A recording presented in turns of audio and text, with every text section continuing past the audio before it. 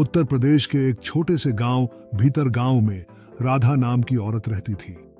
राधा बचपन से ही मेहनती और पढ़ाई में तेज थी, लेकिन पिता की मौत के बाद उसकी पढ़ाई छूट गई और मां ने उसकी शादी पास के गांव के हरि नाम के किसान से कर दी। शादी के शुरुआती दिन तो अच्छे बीते, लेकिन धीरे धीरे हरि शराब का आदी हो गया। खेती बाड़ी चौपट हो गई, घर की हालत बिगड़ गई और राधा को रोज गालियां और मारपीट सहनी पड़ती थी। हरि का शक दिन ब दिन बढ़ता गया। अगर गांव का कोई भी आदमी राधा से जरा भी बात कर लेता तो हरि को लगता कि उसका रिश्ता कुछ और है। राधा लाख समझाती, हरि मैं तेरी पत्नी हूं, तू ही मेरा सब कुछ है, बेवजह इल्जाम मत लगा। लेकिन हरि सुनता ही नहीं था। उसकी मारपीट और गालियां अब राधा की जिंदगी का हिस्सा बन चुकी थी। गांव में भी धीरे धीरे बातें बनने लगी। कोई कहता राधा बड़ी चालाक है, सबको फंसाती है। कोई कहता सुंदर औरत का यही हाल होता है, मर्दों को बहका ही देती है। राधा का दिल हर रोज टूटता, लेकिन वह चुप रह जाती।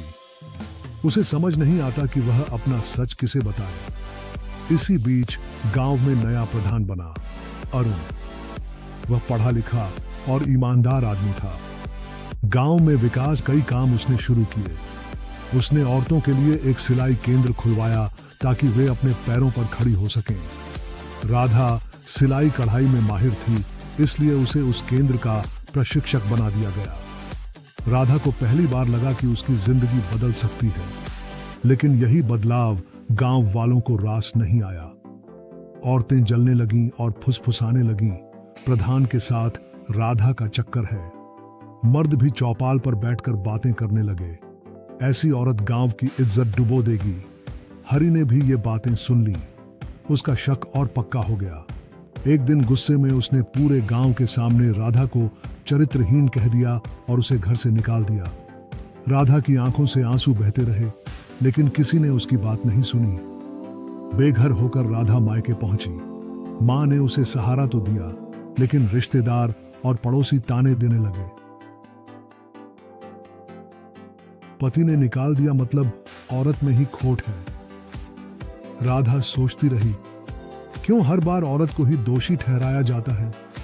मैंने तो कुछ गलत नहीं किया। लेकिन उसने हार नहीं मानी। उसने अपने हुनर से सिलाई कढ़ाई का छोटा सा काम शुरू किया। धीरे धीरे उसका काम चल निकला। गांव की औरतें जो पहले उसे चरित्रहीन कहती थीं, अब उसके पास काम सीखने आने लगी। राधा ने उन औरतों को भी आत्मनिर्भर बनाया। फिर भी समाज की नजर में वह चरित्रहीन ही रही। लोग उसका नाम लेकर ताने देते, बच्चे पीछे से आवाजें कसते, लेकिन राधा अब टूटती नहीं थी। वह सोचती, अगर मैंने हार मान ली तो सच में लोग समझेंगे कि मैं गलत थी। मुझे जीकर दिखाना है कि औरत का चरित्र उसके कर्म से बनता है, दूसरों की जुबान से नहीं। समय बीता। राधा का छोटा सा सिलाई केंद्र अब पूरे इलाके में मशहूर हो गया। उसने गरीब लड़कियों को मुफ्त में सिलाई सिखाना शुरू किया। जिन औरतों को लोग बेकार समझते थे, वही औरतें अब कमाकर अपने घर चला रही थीं। राधा ने सबको दिखा दिया कि औरत अगर चाहे तो कितनी मजबूती से खड़ी हो सकती है। इधर हरि की हालत बिगड़ती गई। शराब ने उसे बर्बाद कर दिया। खेत बिक गए, घर उजड़ गया और आखिरकार वह बीमार होकर बिस्तर पर पड़ गया। उसे समझ आया कि उसने राधा के साथ कितना बड़ा अन्याय किया था। एक दिन वह लाठी टेकते हुए राधा के पास पहुंचा और रोते हुए बोला, राधा मुझे माफ कर दे, मैंने तेरे साथ बहुत गलत किया। मैंने सबकी बातें सुनकर तुझे चरित्रहीन कहा, लेकिन सच तो यह है कि तू सबसे पवित्र औरत है। तूने मेरी नहीं, पूरे गांव की इज्जत बचाई। राधा की आंखें भी भर आईं, लेकिन उसने कहा, हरि तूने मुझे बदनाम किया, मुझे तोड़ने की कोशिश की, लेकिन भगवान का शुक्र है कि मैंने हार नहीं मानी। मैं तुझे माफ करती हूं, क्योंकि अगर मैं तुझे माफ नहीं करूंगी तो मेरे अंदर भी नफरत ही रह जाएगी। लेकिन याद रख, औरत का चरित्र दूसरों की जुबान से नहीं, उसके कर्म से तय होता है। हरि ने हाथ जोड़ दिए और रोने लगा। गांव के लोग भी यह दृश्य देखकर शर्मिंदा हो गए। जिन्होंने कभी राधा को चरित्रहीन कहा था, वही अब उसके सम्मान में खड़े होकर ताली बजाने लगे। राधा की यह कहानी पूरे इलाके में फैल गई। लोग उसे अब चरित्रहीन नहीं बल्कि चरित्रवान औरत कहने लगे। समाज की सोच धीरे धीरे बदलने लगी। औरतें राधा को अपना आदर्श मानने लगीं। कहानी यहीं खत्म नहीं होती।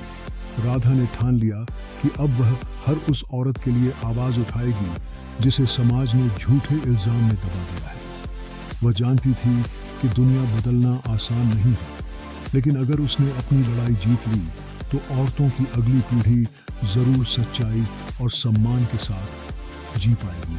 अगर आपको यह कहानी अच्छी लगी हो तो चैनल स्टोरी जिप अजित को अभी सब्सक्राइब कीजिए और अपनी राय कमेंट में जरूर बताइए।